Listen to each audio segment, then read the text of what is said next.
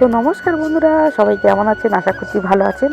আজ দেখুন আমাদের এখানে শনিবার হাট বসে, শনিবার আর মঙ্গলবার। তো হাটে থেকে আজকের এই যে জ্যান্ত ট্যাংরা মাছ আর বাগদা চিংড়ি নিয়ে এসেছি। ট্যাংরা মাছটা আজ রান্না করব আর বাগদা চিংড়িটা কালকে করব, কেটে ফ্রিজে রেখে দেবো, কালকে রান্না করব। আর এই যে সবজি নিয়ে এসেছি অনেক রকম, মানে পেঁয়াজ কালি, গাজর, ফুলকপি, বাঁধাকপি, শিম, বেগুন, মানে এইভাবে এক ব্যাগ সবজি নিয়ে এসেছি। আর এই যে চিংড়ি মাছগুলোকে কেটে রেখে দেবো। তো এখানে তো বঁটি, মানে আপনাদের কলকাতার দিকে কি হয় কি বাইরে, সেখানে কি হয় যে মাছ কেটে দেয়, আমাদের এখানে বাড়িতে মাছ নিয়ে এসেই কাটতে হয়। খুব বড় মাছ হলে তখন মানে একজন দুজন এখন কাটে, তবে আগে কাটতো না, এই রিসেন্ট কাটা শুরু করেছে মাছ।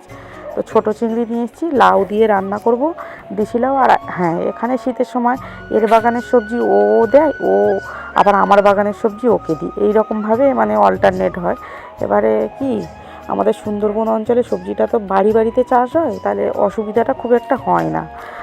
আর এই যে দেখুন, রান্না তো হয়ে গেছে, ফুলকপি আলু মাছ দিয়ে ঝোল হয়েছিল। আর করেছি দেশি লাউয়ে কুঁচো চিংড়ি দিয়ে দেশি লাউ আর পালং শাক, আর ফুলকপি আর ওই যে শিম ভাজা করেছি। আর এই যে সন্ধেবেলা একটু গিয়েছিলাম, দেশি পুঁটি পেয়েছি তাই নিয়ে এসেছি। দেশি পুঁটিগুলো কত বড় বড় দেখেছেন, একদম চকলা চকলা টাটকা মাছ নিয়ে এসেছি, কেটে ভেজে রাখবো।